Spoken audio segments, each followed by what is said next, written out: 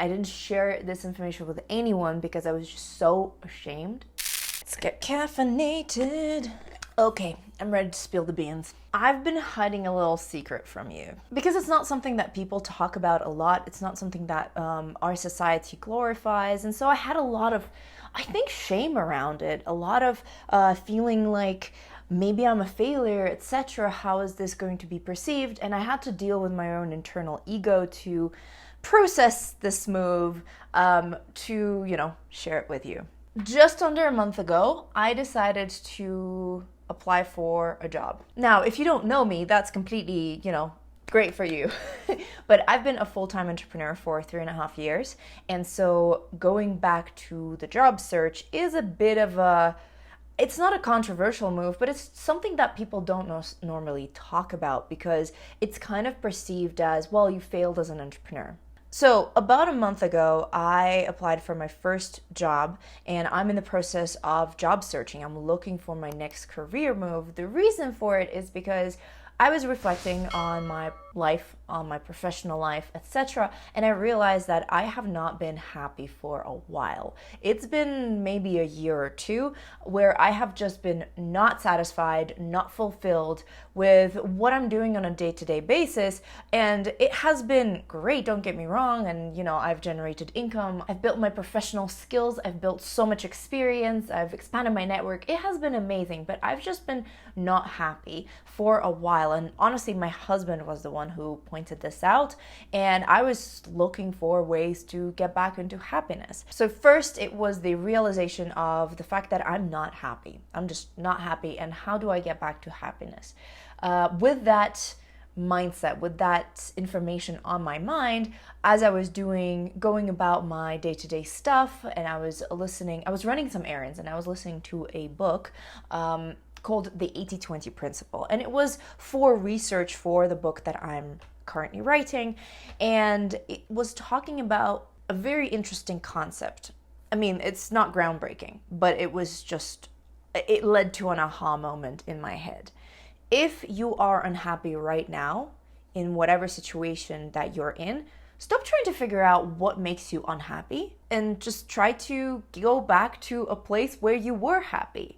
Remember, reflect on the moments of your life where you were happy and try to figure out how to replicate that situation once again. So that phrase, that thought stopped in my tracks because I was on the whole spiral of what is making me unhappy, what are the different habits, etc. It's like, no, this is not productive. We're going to stop trying to dig deeper into my unhappiness and, try to unwind that whole thing.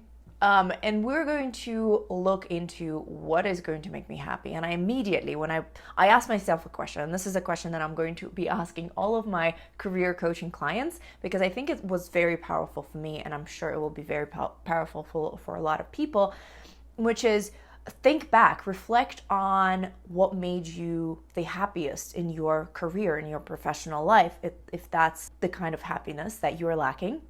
Reflect back on what made you the happiest and think of the distinct aspects of that thing, of that situation that you can now replicate. So I remember specifically, I was on one of those scooters. I had one earbud in my ear and listening to this book, and it just made me stop. I had to pause the scooter and just think about it for a second. I was just like standing there like a weirdo. I do that a lot.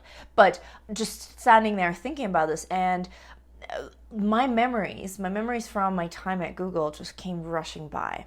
If you've been watching my YouTube videos for a while, if that's how you found me, because some of my most popular videos were from my time at Google, you will know that I've worked there and I enjoyed it so much. It was such a fun environment, collaborating with smart and driven people, working on very exciting projects, being part of a team that is making a lot of impact. And while I was making an impact with my business, still am, I just missed that dynamic team environment. And I realized that I was learning so much during those times, and that my learning curve has really slowed down in my own business because just of the nature of it, and because I've been doing it for 3.5 years, and it just has slowed down. It is what it is. So I realized that that is what I want to replicate. That is what I want for myself. That is what I want and what I need in this evolution of who I am, and that is what is going to make me happy. So the next stage, step number 3, I like my numbers and my fingers. That was all about dealing with my ego and my expectations for myself that I have created out of thin air on what I should be what I should be doing, what I'm supposed to be doing as an entrepreneur, and getting over myself, getting over the notion of the fact that I am leaving it full-time, that I'm quitting as a full-time entrepreneur, that it means that I'm a failure. So that was a big process, and it took me a while. I didn't share this information with anyone because I was just so ashamed of the fact that I'm doing it. So that was kind of the process that was going on in my head. I also had no idea of what kind of roles I should be applying for, because as an entrepreneur, you wear so many hats, and I have built so many different skills, and I can apply myself in so many different ways. And it's the challenge. Now I can phrase that right, but at the time I didn't know how to even put it into words. The challenge was to translate my entrepreneurial experience into a corporate environment, into the language that professionals use. Because when I was working on programs for my business, for example, I wasn't thinking, right, this is program management. Tick. I have this much experience in it. No, I was just doing it, right? So it was a question of, how do I find what is the role that will fit me? That was an interesting process, and I started, being more active on LinkedIn. I started looking at what's out there. All of this was happening without anyone knowing anything. I did not tell anyone, not even my husband. And one day I was scrolling through LinkedIn, and I see a role that could be the perfect fit at Google. And I was like, oh my God. And I took it as a sign that I need to start this process. No matter how not ready my ego was to get this started, I was like, no, that's it. This is a sign I need to start applying, because clearly there are roles that could work for myself. There are clearly ways to be happier in my professional life. I have spent so much time being unhappy. It is time to start acting for myself. So I didn't even tell my husband. I immediately reached out to one of my good friends who works at Google, who you may have seen in a lot of my vlogs from Google. So I reached out to her and I asked her, I explained the situation, that I'm unhappy and I'm trying to get back into the corporate world. And I asked her to refer me for this role. So, long story short, I am now applying for jobs, and I've expanded since then into other FANG or manga, whatever you want to call it, companies. I have a job tracker, something that we can also talk about in a different video, but I've applied to 56 roles for now. I have had 12 rejections so far, and another 41 applications are still active. I do have some interviews. I have some, some of them are in close review with a hiring manager, etc. So it's a different levels. I know this is going to be a long process because I'm looking for the next opportunity that's going to make me happy. I'm not looking just for anything. So yeah, we'll see. But that's my update. It took a lot of energy. It took a lot of, coming to terms with it and, telling myself that it's okay. It's not a failure. The fact that I am taking care of my mental health, my happiness, and I'm not just pursuing something because I'm stubborn. I am listening to myself. I'm listening to what's going to make me happy, and I am just doing what is going to make me happy. That could change in, let's say, 10 years, and maybe when I'm a different evolution, I might go back to full-time entrepreneurship. But right now, right here, for this version of me, this is what's going to make me happy. And yeah, the cat is out of the bag.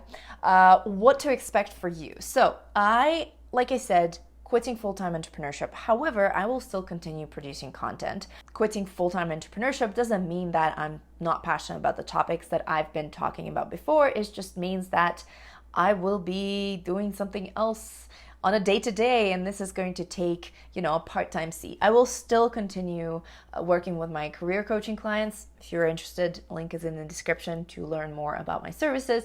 But essentially, from your standpoint, not much is going to change. I will definitely walk you through my application process, my strategies. I will talk about the career job application tracker, etc. And if there are any other topics that are relevant, that you have questions on, let me know. Another video that I want to create is for entrepreneurs who decided to quit full-time entrepreneurship to go into business, to go into the corporate world, to go into a 9-to-5, because I feel like it's a bit of a taboo subject, or not taboo, it's just something that people don't talk about. People glorify leaving the 9-to-5 to become an entrepreneur, but not the other way around. And I think creates unnecessary pressure, creates these expectations that I need to see this through.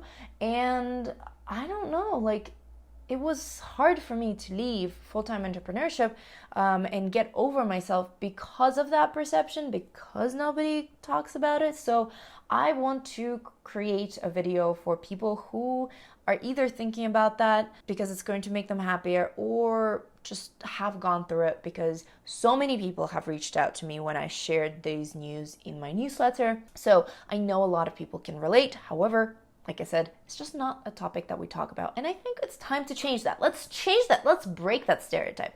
There we go. I love that. As for the newsletter, I have become much more transparent. I have changed the format to just a personal letter to you with some of these experiences, some of the stories, some of the thoughts that I have had, tips, questions, that career coaching question, for example. That's something that I sent last week. So if that's something that you want to receive in your inbox once a week or once every twice a week, we'll see on my schedule and how busy it will get.